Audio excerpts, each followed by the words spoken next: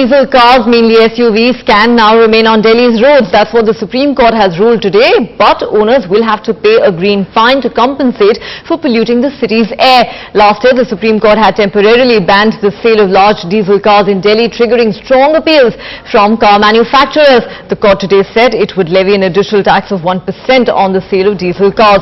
In fact, just last month, the top environment court had ordered authorities to stop all diesel vehicles at least 10 years old from being driven in the capital. For more on that, let's now go across to my colleague Siddharth Vinayak Patankar. Siddharth, I'm not sure how pleased environmentalists will be with this order, but certainly this comes as a huge relief for car manufacturers who were pretty unhappy with the previous order of the court.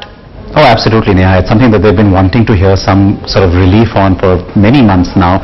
It didn't seem like it was going to happen very quickly, and then finally there's been some action on that front with the courts, of course, listening to some of those petitions from the car makers, more so in the last few weeks. Now, this idea of having that 1% cess being imposed on the so-called polluting vehicles, that's an idea that in fact first came from the court side, something that the auto industry said, look, we'll accept that, so that at least in the interim those sales can resume. It's been 8 months of those cars not being allowed to sell here in Delhi, and that is the country's most profitable and largest auto market.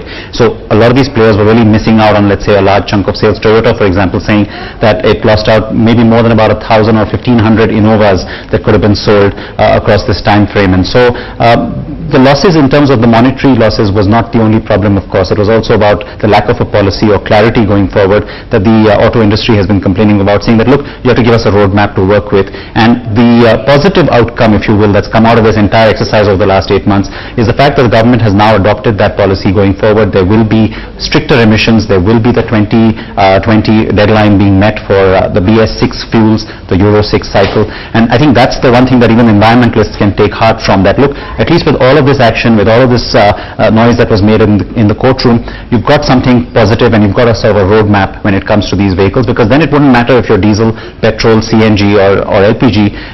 The vehicles that come out on our roads will have to meet much stricter emission norms, and I think that's the one big takeaway, besides the fact that of course now all these cars can start selling in Delhi. And I know that many people want to know how much the prices will go up by. They're all out with their calculators right now, I can tell you, but until GST kicks in, we'll have to wait and see how all of that will get sort of combined as one.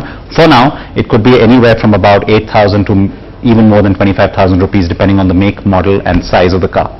Yeah. Right, Siddharth, as you mentioned, car buyers are perhaps sitting with their calculators right now, but that 1% green cess is not something that car manufacturers are likely to complain too much about. Thanks very much, Siddharth, for getting us all those details.